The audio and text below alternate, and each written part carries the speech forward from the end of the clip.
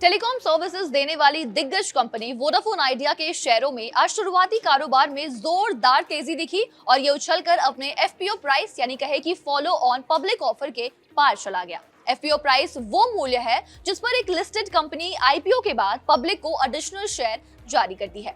ये आमतौर पर मौजूदा बाजार भाव से बेहद कम या फिर डिस्काउंट पर तय किया जाता है ताकि ज्यादा से ज्यादा निवेशक आकर्षित हो सके। अब समझते हैं वोडाफोन आइडिया से जुड़ी पूरी खबर। कर्ज से लदी टेलीकॉम कंपनी को टेलीकॉम डिपार्टमेंट ने 30 अप्रैल की शाम एजीआर बकाये में कुछ राहत दी है, जिसका असर आज कंपनी के शेयरों पर दिखा। इसकी तेजी का कुछ निवेशकों ने जमकर फायदा उठाया, जिससे इसके भाव नरम पड़े, लेकिन निचले स्तर पर खरीदारी के चलते अब भी ये काफी मजबूत स्थिति यानी कि कंडीशन में है। बीएसई पर कंपनी के शेयर 4.89% की बढ़त के साथ 10.72 रुपए पर है। इंट्राडे में शेयर 9.98% उछलकर 11.24 रुपए तक पहुंच गया था।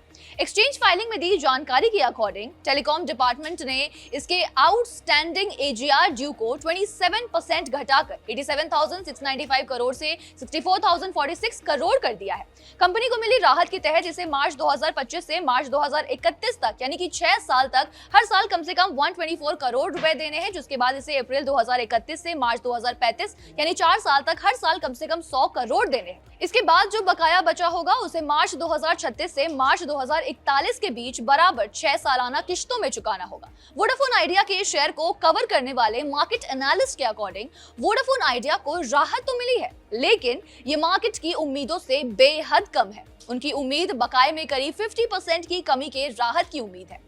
एनालिस्ट के अकॉर्डिंग एजीआर बकाये के चलते कैश आउटफ्लो फाइनेंशियल ईयर 2025 तक लगभग न के बराबर है। उनका यह भी कहना है कि एजीआर के मोर्चे पर कुछ राहत मिलने के बावजूद वोडाफोन आइडिया पर स्पेक्ट्रम का बकाया अब भी काफी ज्यादा है। आपको बताते चले, वोडाफोन आइडिया पर 49,000 करोड़ रुपए की स्पेक्ट्रम देनदारी है, जिसे 3 साल में चुकता करना है।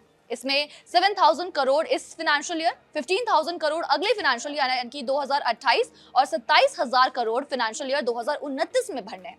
ये आंकड़ा भी कंपनी के 1.2 लाख करोड़ के कुल स्पेक्ट्रम कर्ज का एक हिस्सा ही है। अगर हम शेयर परफॉर्मेंस पर नजर डालें तो वोडाफोन आइडिया के 18,000 करोड़ के आईपीओ के तहत निवेशकों को 11 रुपए के भाव पर शेयर जारी हुए थे और इनकी मार्केट में 25 अप्रैल 2024 को एंट्री हुई थी।